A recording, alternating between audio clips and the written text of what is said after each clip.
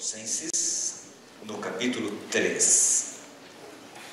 Colossenses, capítulo 3.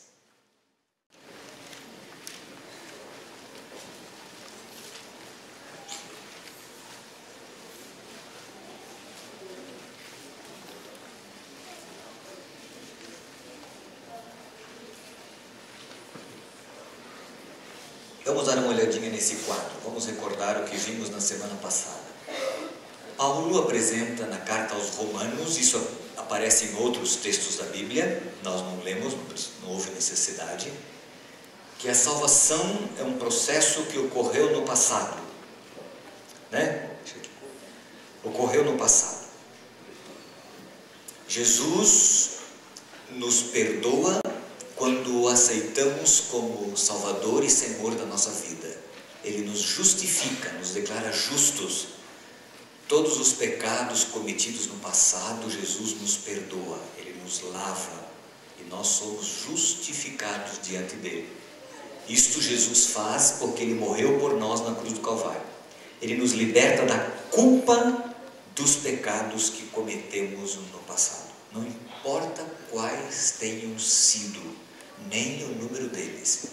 Se você aceitou Jesus como Salvador e você confessou os seus pecados, arrependeu-se de seus pecados, confessou-os nominalmente, daqueles que você lembrou e daqueles que você não lembrou, você confessou dizendo: Senhor, me ajuda a lembrar alguma coisa errada se eu fiz. Se você sinceramente se prostrou aos pés de Cristo, Ele te perdoou e você foi justificado, declarado justo.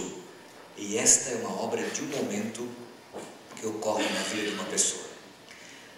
No entanto, a salvação é apresentada na Bíblia como algo que ocorre no presente. Nós estamos sendo salvos. Há um processo em desenvolvimento. Jesus continua nos salvando. Ele nos salvou da culpa dos pecados do passado e hoje Ele nos salva do poder do pecado. Vai e não peques mais. Vai e não peques mais. Uma nova vida, uma nova natureza. O pecado já não terá domínio sobre vós, diz Paulo aos Romanos. Você não vai ser mais escravo do pecado. Agora você é escravo de Jesus Cristo. E ser escravo de Cristo é ser livre. Esta é a obra da santificação.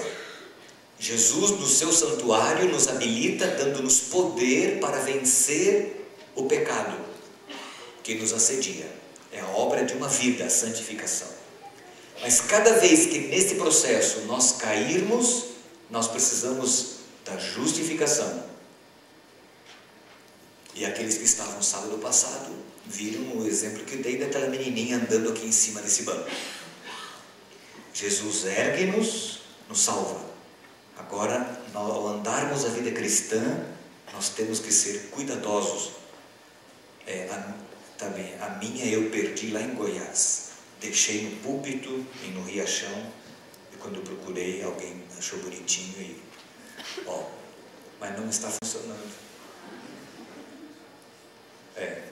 Não tem importância. Essas canetinhas, elas têm problema. Quando a gente mais precisa delas, elas não funcionam. E aqui a salvação no futuro, quando Jesus voltar, Ele vai nos transformar e nos libertar da presença do pecado. Não haverá mais a presença do pecado. A raiz, os ramos serão destruídos para sempre. E aí Ele vai nos glorificar e viveremos eternamente sem a presença do pecado. O grande problema nosso é isso aqui, é viver a vida cristã aqui, E no sábado passado eu mostrei aos irmãos que para permanecermos em Cristo, nós temos que comer a sua carne e beber o quê? O seu sangue. E quando é que nós comemos a carne do Filho de Deus e bebemos o seu sangue? Quando?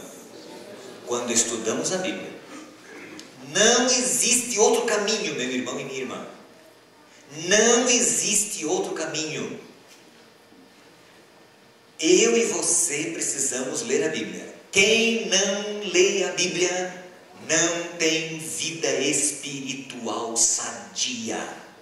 Tem uma vida espiritual doentia. Quem não lê a Bíblia todos os dias, irmãos e irmãs, todos os dias, é atacado pela sarna do pecado, pela virose não sei do que lá, pelo vírus não sei do que lá, pelo câncer do pecado. Não tem outra saída. Por quê? É um corpo espiritual fraco, frágil, porque não lê a Bíblia. Você vê na igreja uma pessoa, um irmão, uma irmã da igreja, zelosa, de boas obras, boa reputação na comunidade, de repente perde a fé, de repente desiste do caminho de Deus. Se você for estudar essa vida, você vai descobrir que, embora vindo à igreja, embora frequentando a igreja, embora estando na comunidade, embora trabalhando para Deus, já não mais lia a sua Bíblia em casa. E ainda se mantinha espiritualmente, porque ainda ouvia a Bíblia na igreja. Irmãos e irmãs, não adianta. Assim como nós temos de comer todos os dias e gostamos de comer, e tem gente que já está pensando no almoço, certo? Porque nós somos ávidos por comer, para nos alimentar. Nós deveríamos comer espiritualmente da mesma forma. Uma vez os cientistas queriam fazer alimentos, pílulas assim, etc, para facilitar, seria fácil, né? Existem algumas coisas aí, mas não funciona. Não adianta, pode funcionar por uma fase, mas não funciona. Nosso corpo precisa de fibras. A fibra do alimento, isso é importantíssimo, né? Na vida espiritual, aqui está a carne do Filho de Deus. E quem lê a Bíblia está na realidade comendo de Jesus e bebendo o seu sangue. E a sua carne e o seu sangue são verdadeiramente comida, verdadeiramente bebida. Irmãos, eu sou pastor há 27 anos. Eu sou pastor. E nestes anos de ministério eu tenho visto muitos irmãos abandonarem a fé. Como Demas, que abandonou Paulo por amar este mundo. Pessoas que eram pianistas na igreja, organistas da igreja, gente de coral, gente de música, anciãos de igreja, tesoureiros de igreja, excelentes diaconisas que abandonam a fé. Por quê? Porque não leem a Bíblia. Não tem comunhão pessoal com Deus. Lá no curso que dei sábado, no domingo, na hora de domingo, num determinado momento, um grupo de adolescentes, eles vieram cantar. Cantaram uma música, cantaram uma segunda música, a segunda música era sobre o céu.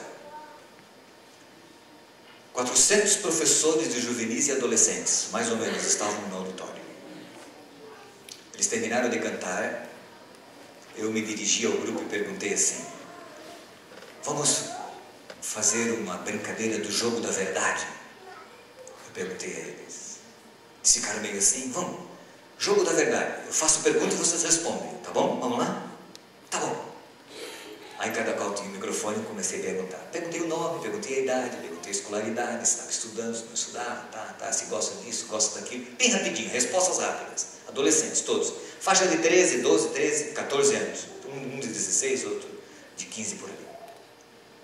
Aí eu perguntei assim: leia a Bíblia todo dia? Não.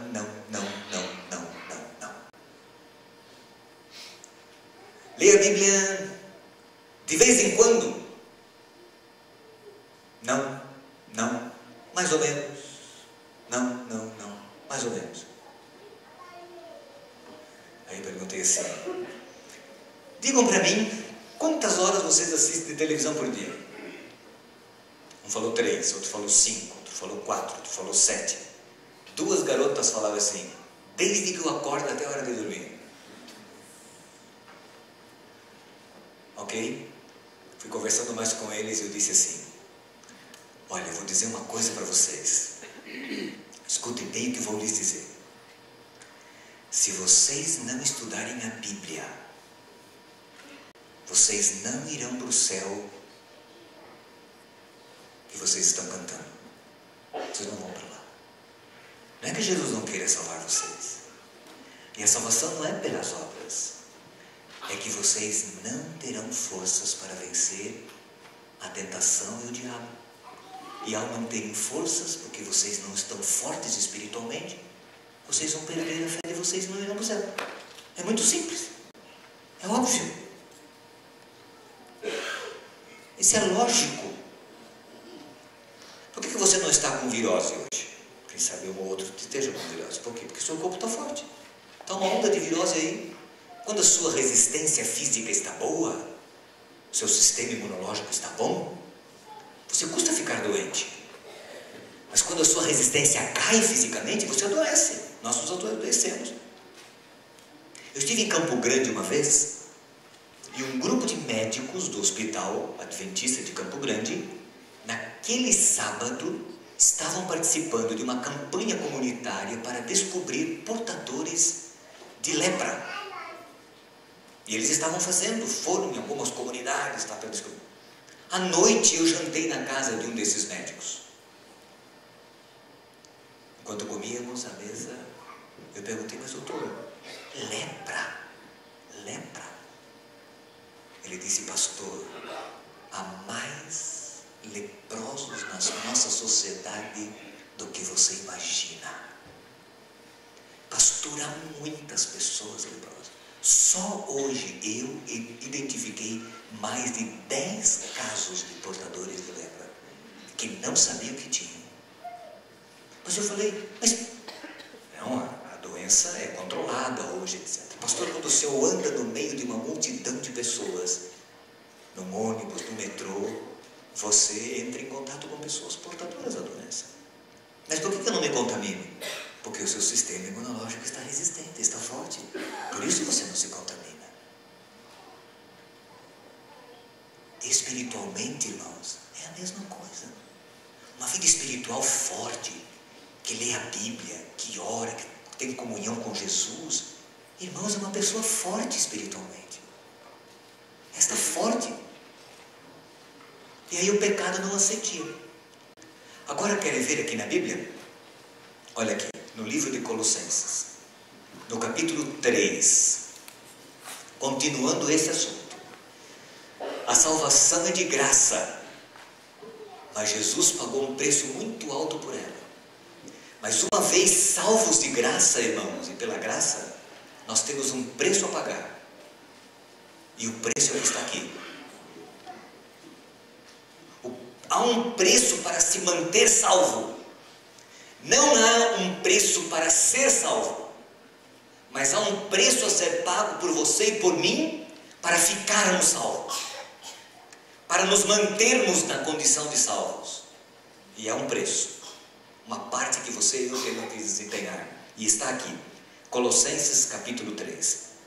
Portanto, se fostes ressuscitados juntamente com Cristo, olha lá, se você foi justificado, se você foi salvo da culpa do pecado, se você ressuscitou com Cristo, você tem que fazer umas coisas. O quê? Buscai as coisas do alto. O verbo está no imperativo. Buscai as coisas do alto. Você e eu precisamos buscar as coisas do alto, irmãos. Agora, onde? Que coisas do alto são essas? Onde Cristo vive, assentado à direita de Deus. Buscai as coisas do alto. Verso 2: pensai nas coisas do alto e não nas que são aqui da terra. Por quê? Porque morreste. A vossa vida está oculta juntamente com Cristo em Deus. Veja, é lógico. Olha o raciocínio de Paulo. Se você foi justificado, se você foi ressuscitado, se você nasceu para uma nova vida com Cristo, busque as coisas do alto, onde Cristo está. Pense nas coisas do alto. Por quê? Porque você é uma nova criatura, você é uma nova pessoa, você morreu, o seu velho homem já era. Busque as coisas do alto e pense nas coisas do alto. Quando eu era menino e me tornei adventista aos 12 anos, o cinema era o tchan da vida social da comunidade onde nós vivíamos, na cidadezinha do interior de Santa Catarina. As pessoas iam ao cinema, tinha sessão de terça-noite, de quinta-noite, né? A sessão das famílias, sábado à noite, sábado à tarde, matinê, domingo à tarde, domingo à noite. E era assim um negócio. E eu, quando era menino, ia no cinema com meu tio. Uma vez quase morri de susto. Menino bobo do interior, fui assistir um filme de cowboy. Sabe aqueles cowboy que meu tio gostava muito? Meu tio tinha 4 anos mais velho que eu. Eu quase morri de medo quando vi aqueles índios, aqueles tiros na tela. Eu lembro que me escondi embaixo do assento, de medo, porque eu não sabia o que era aquilo, aquela escuridão, aquele monte de tiro, de para tudo quanto é lado, e se sai um tiro daquele menino ali, não? Medo terrível, tinha medo daquilo. Mas a gente ia ao cinema. Quando eu me converti, a minha mãe falou assim: filho, cristão não vai no cinema. Filho de Deus não vai no cinema. Por quê, mãe? Aí minha mãe dizia assim: porque os anjos de Deus não vão lá. Os anjos ficam tudo lá de fora. E lá dentro os anjos não entram. A minha mãe falava assim. Hoje eu tenho outro argumento, mais inteligente, mais sábio, para não ir ao cinema. Bom, mas aí minha mãe dizia assim: você já pensou se pegar fogo no cinema e você está lá dentro? E como é que vai ser? E aquilo me apavorava. Mas ela dizia uma coisa assim: filho, vou dizer uma coisa para você. Porque na frente do cinema tinha os cartazes, as propagandas dos filmes. A minha mãe dizia assim: não pare nem para ver. Ela falava assim: nem ver. Porque se você olhar, você vai sentir vontade de entrar. Então não pare, nem entre, nem olha. E aí eu nunca me esqueço. Ela me mandava para fazer algumas coisas e tinha que passar na frente do cinema. Eu tinha uma vontade de olhar para ver como é que filme que ia passar. Às vezes eu olhava, mas muitas vezes eu passava para outra calçada para não olhar. É isso que a Bíblia fala. Você nasceu, é uma nova criatura em Cristo. Busque as coisas do alto. Pense nas coisas do alto. Deixe essas coisas dessa terra. Isso não é para você mais. Você é uma nova criatura. Largue de mão dessas coisas. Muitos cristãos vivem um conflito, uma luta interna. Por quê? Porque vivem às voltas das coisas dessa terra. Aceitaram a Cristo, se converteram, mas vivem lá em volta, namorando algumas coisas que não é para ir, que não é para fazer. E vive ali assim, ali assim, volta, sabe, dando volta, sabe? Aí ficam, pense nas coisas do alto, busque as coisas do alto. Mas não para por aí, verso 5. Olha os verbos. Fazei, pois, morrer a vossa natureza terrena. Qual que é a vossa natureza terrena? A minha, qual é? Prostituição, impureza, paixão lasciva, desejo maligno, avareza, que é a idolatria. Faça isso morrer. Por estas coisas vem a ira de Deus sobre os filhos da desobediência. Ora, nestas coisas vocês andavam. Nessas coisas andastes vós também noutro tempo, quando vivieis nelas. Agora, verso 8, despojai-vos igualmente de tudo isto, da ira, da indignação, da maldade, da maledicência, da linguagem obscena do vosso falar. Não mintais uns aos outros, uma vez que vos despistes do velho homem com os seus feitos, e vos revestistes do novo homem que se refaz para o pleno conhecimento, segundo a imagem daquele que o criou, no qual não pode haver grego, nem judeu, nem circuncisão, nem incircuncisão, bárbaro, cita, escravo, livre, pois Cristo é tudo em todos. Que coisa linda isso aqui. Paulo diz: você nasceu, você é uma nova criatura, faça o seu velho homem morrer, mate o seu velho homem, a sua natureza carnal. Que é isso? Prostituição, impureza, lasciva, mentira, essas coisas, ira, maldade. Faça isso, maledicência, falar mal dos outros, que é uma coisa natural do ser humano. Abrimos a boca, já estamos falando mal de alguém. Isso, faça morrer, mate seu velho homem, mate. Eu uso uma ilustração quando eu trabalho com as naturezas humanas, a carnal e a espiritual. É como um dragão. Um dragão. E você vai me ouvir, quem sabe, algumas vezes usar essa parábola. É um dragão. Nós temos uma tendência natural com a qual nós nascemos. Tendências e propensões para algumas coisas, herdadas e cultivadas. Todos nós temos. É por isso que algumas pessoas têm problema com roubo. Elas roubam, maior cara lavada elas roubam. Né? Roubam assim. Outros com mentira, mente, abriu a boca e mentiu. Não pode abrir a boca porque já mente. Mente de tal maneira que a mentira passa a ser verdade.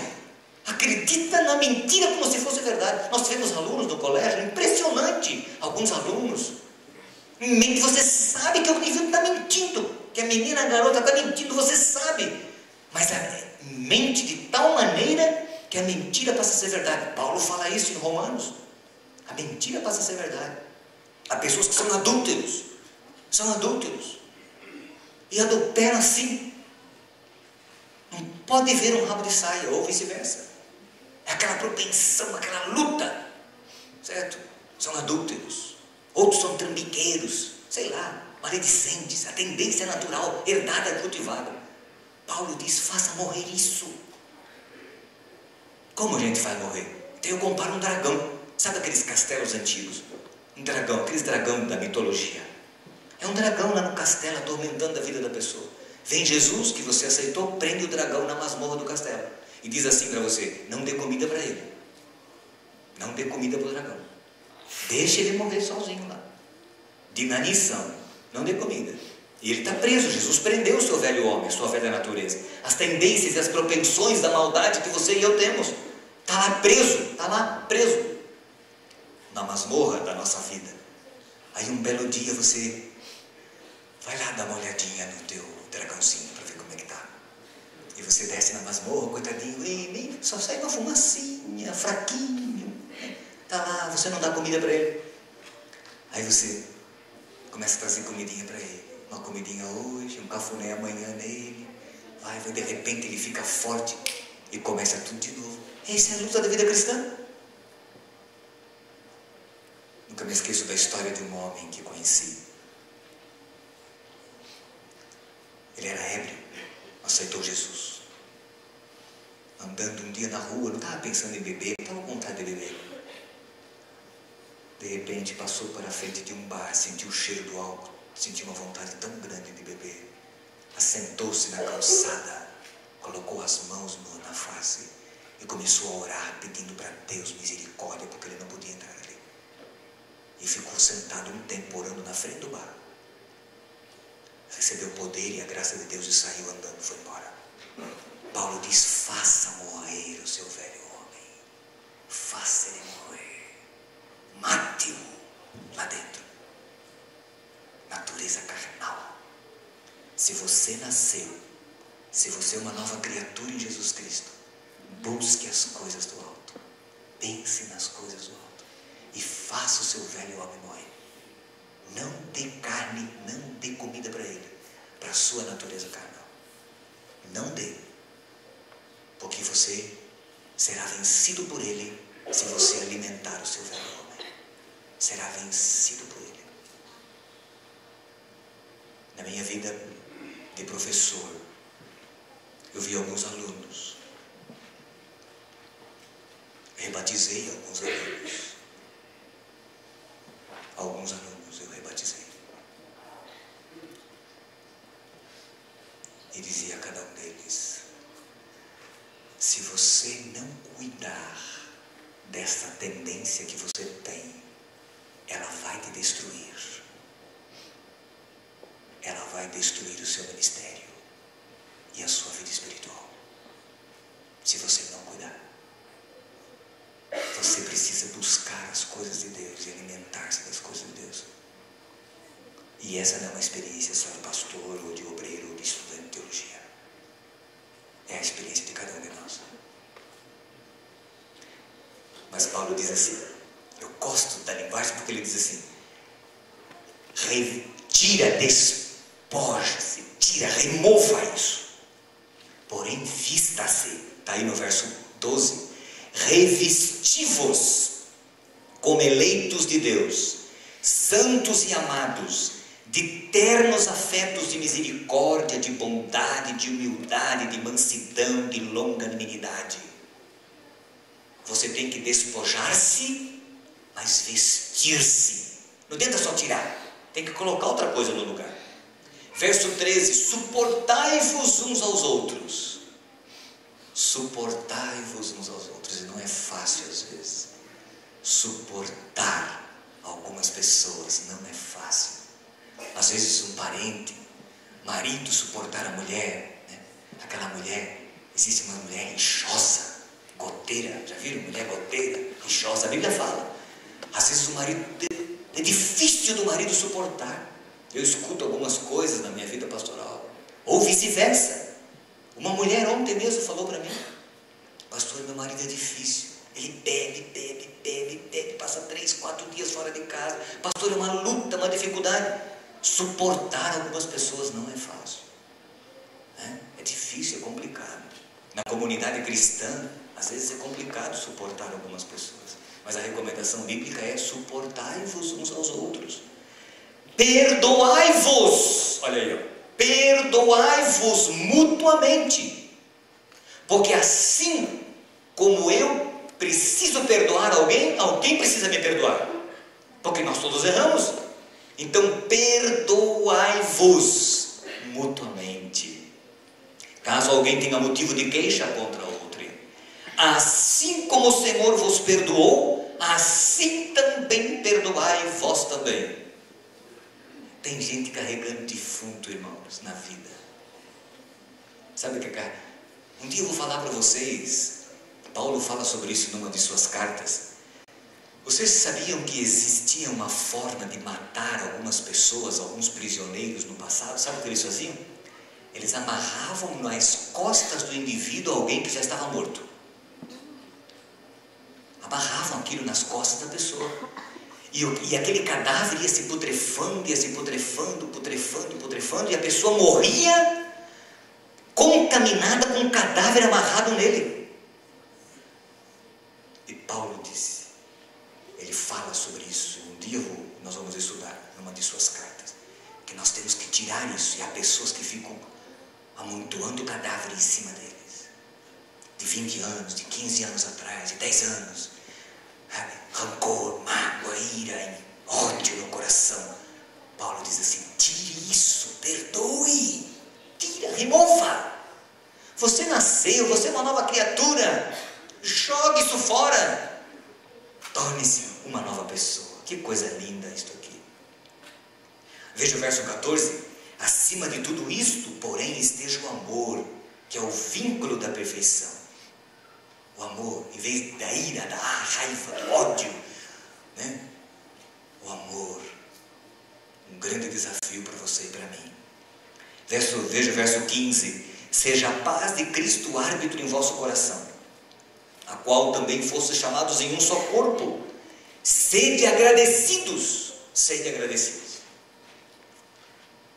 Uma das senhoras que limpa lá o prédio onde nós moramos, ontem cheguei em um determinado momento, eu a vi limpando. Daí, tudo bem? Bom dia, como vai a senhora?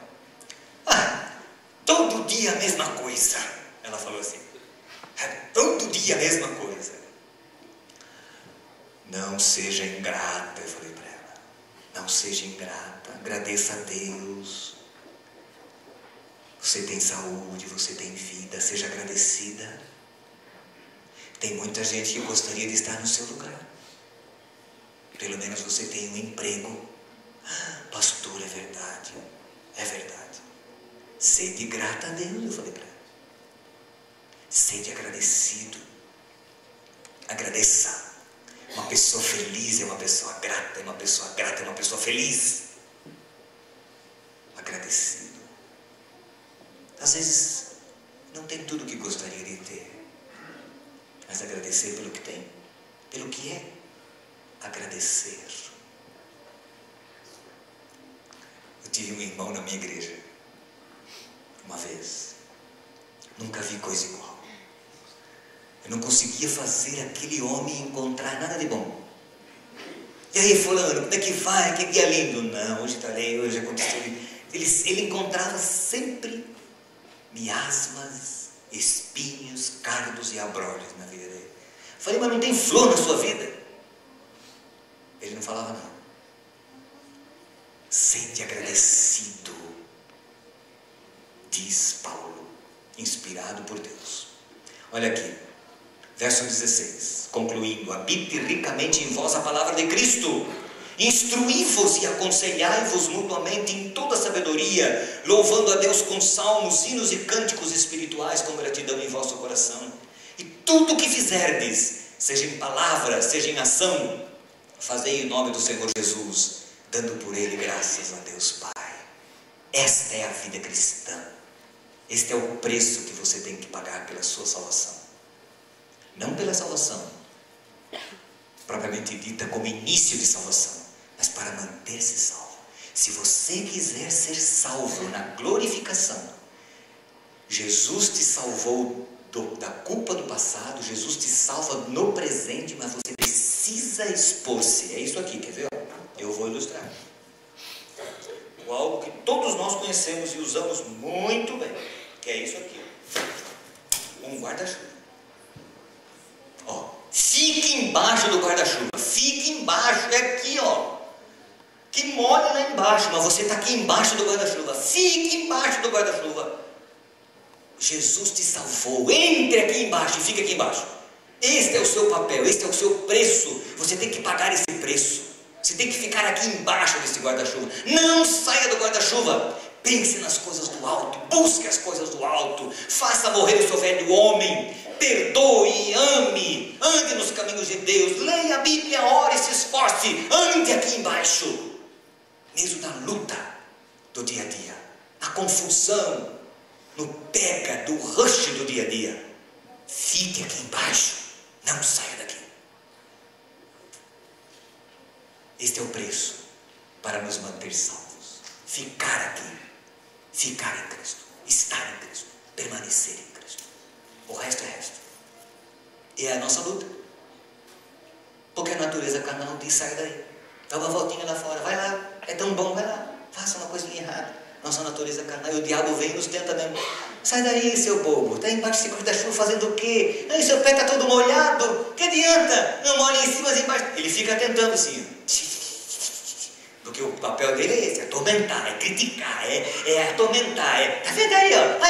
Aí, seu pé tá tudo molhado, por que adianta? Tá embaixo do chuva pra quê? Sai pra fora de uma vez, fica aí só pecando, caindo, pedindo perdão, pecando, caindo, sai fora de uma vez. Ele vem assim, é assim ou não é? É assim, com todos nós, porque Ele não quer que nós fiquemos embaixo do guarda-chuva da salvação, da proteção de Jesus Cristo. Mas uma vez eu li uma história. Havia uma pedra muito grande no deserto. E nessa pedra morava um lagartinho. Um lagarto, embaixo da pedra. O lagarto gosta de sol. E o lagarto saía para tomar sol. Aí de repente vinha uma águia. O lagarto corria para baixo da pedra. Se escondia e o gavião ia embora. Aí o lagarto não via mais o gavião, saía para tomar sol. Estava lá tomando sol. De repente vinha o gavião, o lagarto depressa para baixo da pedra. E assim foi. Um dia o lagarto saiu, tomou sol, nada de gavião. Okay? No dia seguinte, nada de gavião. No dia seguinte, nada de gavião. E o lagarto foi saindo longe da pedra. Foi indo. Cada dia foi tomar sol mais longe da pedra. Mais longe, nada de gavião. Passou vários dias sem gavião. Um dia ele estava longe da pedra. Veio o gavião. O gavião, puf, não deu tempo. Às vezes nós fazemos assim. Vamos longe demais. Longe demais.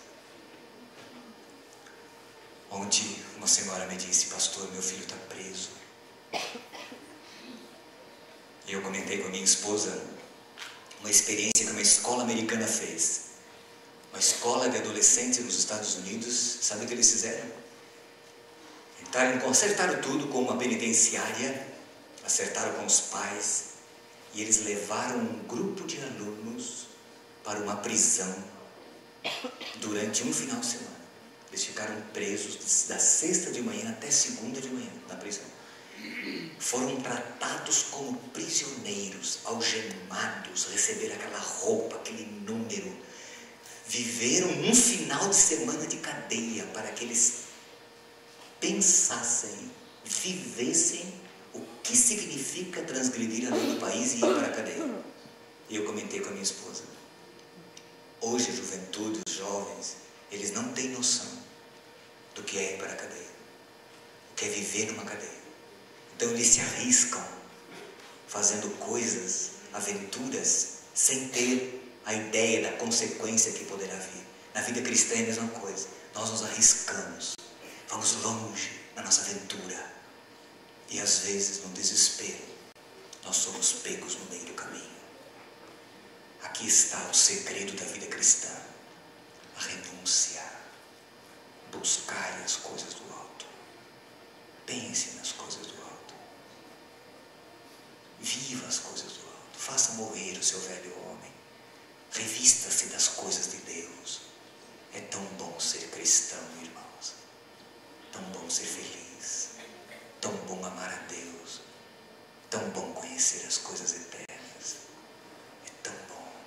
É tão bom. Só quem vive é que sabe como é bom. Às vezes eu fico pensando, eu faço academia 3 vezes por semana. Fico olhando, observando as conversas das pessoas, tão fúteis, tão banais, que tem na cabeça. Às vezes eu fico observando. Fico conversando sobre Big Brother. Meu pai do céu. Ah, se viu fulana, está no paredão, não sei o que. Ah, credo, o que tem na cabeça? Entendeu? Tanta coisa bonita para pensar, tantos livros bons para ler, tantas ideias bonitas na mente para alimentar a alma. E fica alimentando com cacaca, com porcaria, que nem galinha, ciscando no lixo. Tanta coisa boa. Pensai nas coisas do alto, é o que diz a palavra de Deus. Buscai. E a palavra de Cristo habite ricamente em vós. Este é o segredo da vida cristã. É o preço para se manter salvo. Para se manter no caminho de Deus. Que Deus te abençoe, meu irmão e minha irmã. Que Deus realmente tenha misericórdia de cada um de nós. Que jamais renunciemos a este privilégio, esta honra de buscar, de pensar e de viver as coisas do alto. Amém.